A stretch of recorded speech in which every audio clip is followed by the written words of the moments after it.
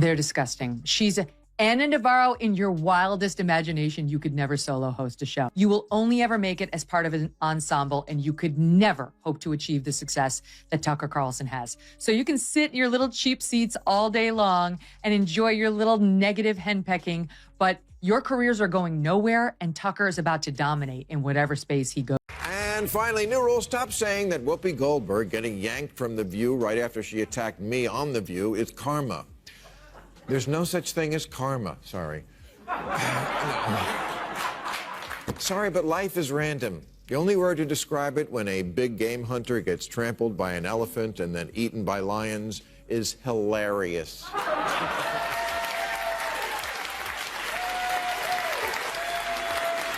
And The View is a particularly weird place to do a cancellation. It's called The View? It's called The View. It's not called The Facts. Yeah, but isn't it interesting that it's called, I mean, I don't think they meant this when Barbara Walters invented it a long time ago, but it's The View. Well, that's the problem in America. But there is one view, right, and one that's clearly true opinion, and everybody else can go sit in the corner. That's correct. I think that's not. What happens when Bill Maher decides to drop truth bombs from his HBO throne, and Megyn Kelly starts roasting like it's a backyard barbecue? All while Sunny Hostin, co-host of The View, catches heavy strays from two entirely different zip codes? Oh, and the best part? They never even shared a room for this particular showdown. No direct eye contact, no studio interruptions, just pure, unadulterated verbal carnage delivered from a distance. This wasn't your typical talk show confrontation. It was a long-distance humiliation, a roast Sunny Hostin likely never saw coming, and one she may never fully recover from. Buckle up because we're diving deep into how this takedown left Sunny blinking in Morse code. That hot mess that they air in the mornings, called The View, had to issue not one, not two, not three, but 4 corrections, legal corrections. 4 legal notes. We only have 3 of them on camera, but look at this. I have another legal note. My God. Both Trump and Pam Bondi have denied allegations of a quid pro quo. I have a legal note. Not to mention what they did at that debate, where once again, they tried to fact check only one side, and then when their fact checks got fact checked, they cowered. They cowered in fear. I mean, this is a pattern with them. Somewhere between a TED Talk on moral superiority and a chaotic roast battle, Sunny Hostin has managed to become the unwilling piñata in an ideological humiliation parade. This time, the verbal beatdown wasn't delivered by angry mobs or political adversaries sparring across the View's table. No, Sunny just got intellectually ethered from 2 different continents of the ideological spectrum by Megyn Kelly and Bill Maher, both of whom served up a kind of gourmet, long-distance dismantling of her public persona. There was no dramatic studio lighting, no shouty crosstalk, no aggressive finger-pointing, just surgical mockery launched through the power of Wi-Fi and delivered with devastating precision. I want to talk about Whoopi Goldberg because I got so many texts this week because she attacked me the week before. Sure. So she was, I wrote, it was like, oh, Bill, I get you're enjoying the karma. First of all, I'm going to talk about this at the end of my show next week, teaser. But there is no f***ing thing as karma, okay? Get over that. Whoopi attacks me on a regular basis. She says stupid shit on a regular basis. They just happen to coincide. But can I just say... The stage for this remote roasting was, as always, The View itself. That fascinating daily spectacle that sometimes feels less like a serious discussion and more like a hot mess of performative outrage. It's a place where, according to critics, legal notes correcting on-air misstatements are almost a daily occurrence. As one commentator in the transcript noted, the show once had to issue 4 legal corrections in a short span, a testament to its often freewheeling relationship with facts. It's within this environment that Sunny often holds court, wrapping smugness in identity politics and calling it enlightenment. And by the way, out there, that hat that you keep wearing, that red hat that says Make America Great Again, that tells people that you go along with this. So you might as well just put a swastika on the hat. Don't do that. Don't do that. Because we see it anyway. I'm not going to defend Donald Trump ever, but I would never say that we should put the swastika on the cap, because I think you can hate Donald Trump. You can't hate everybody who likes him. It's half the country.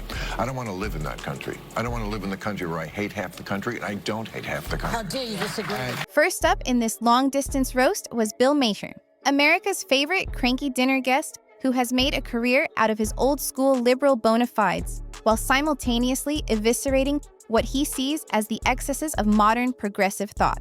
Maher, with his ever-present smirk of exhausted intelligence, likely launched into one of his signature tirades, perhaps not even mentioning Sunny by name initially, but instead offering a perfectly aimed dismantling of a particular type of talking head. The kind who, like Sunny, often wraps their opinions in layers of sanctimony and identity politics, delivering pronouncements as if from on high. Maher didn't just critique the tone, he deconstructed it, performing a psychological MRI on the personality type, exposing every passive-aggressive eyebrow lift and self-congratulatory pause. He's been particularly vocal about his own experiences, even alluding to Whoopi Goldberg attacking him and the subsequent, in his view, unrelated suspension she faced, dismissing karma as a concept and framing life as simply random, a stark contrast to the often moralizing tone of The View.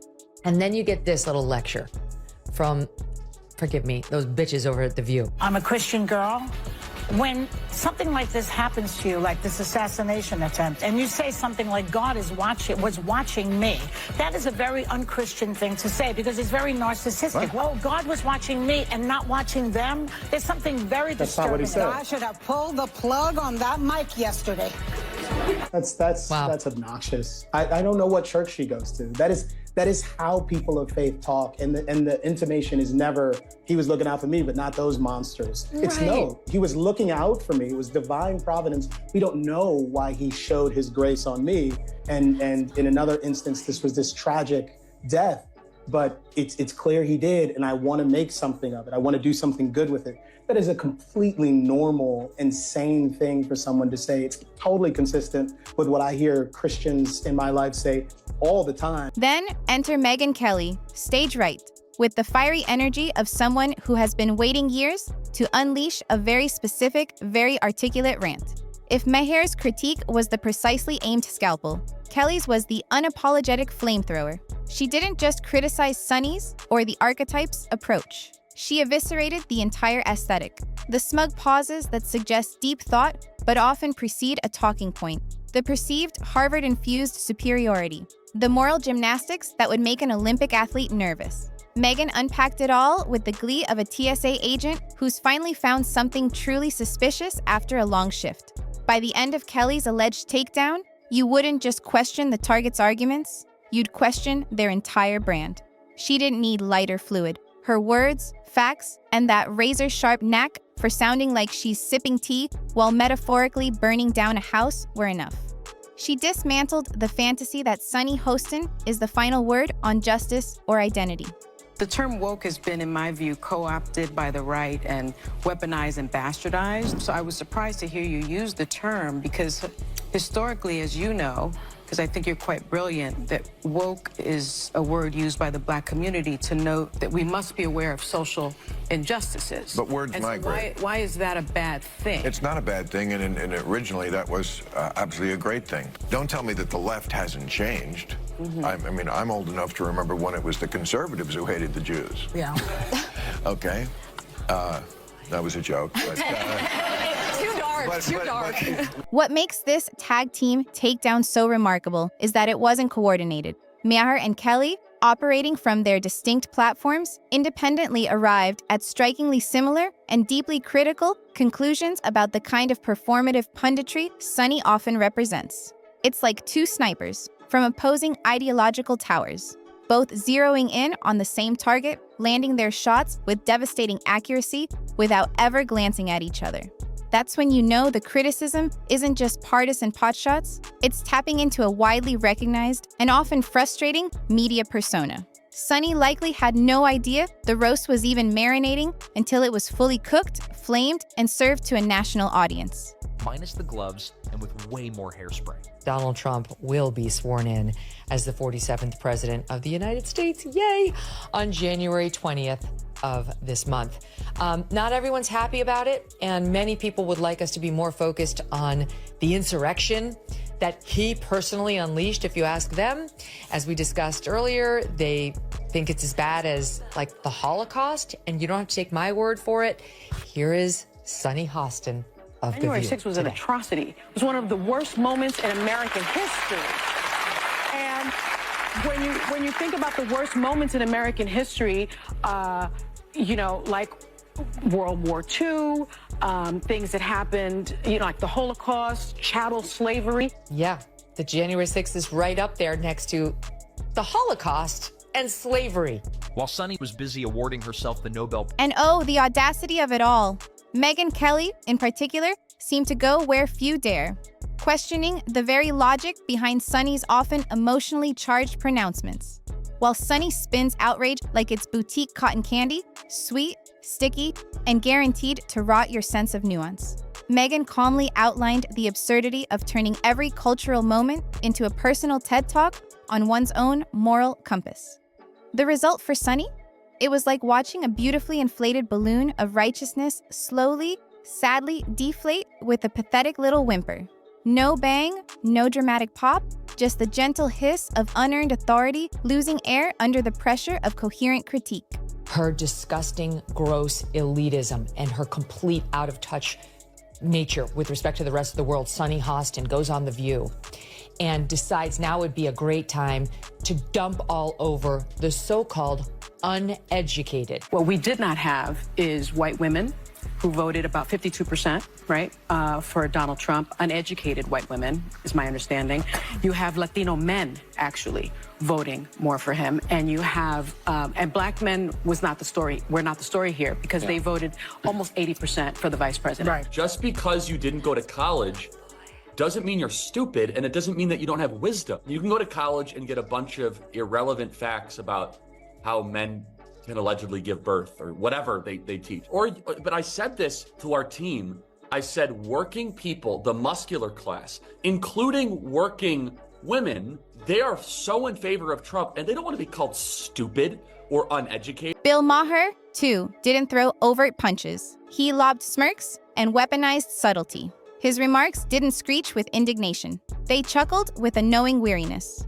They echoed in a way that made listeners reevaluate not just Sunny, but the entire ecosystem of daytime talk that allows such smugness to flourish. Together, Maher and Kelly didn't just humiliate Sunny Hostin from afar. They gave her and her audience a masterclass in how real satire and pointed critique don't need volume or a shared studio to leave an indelible mark.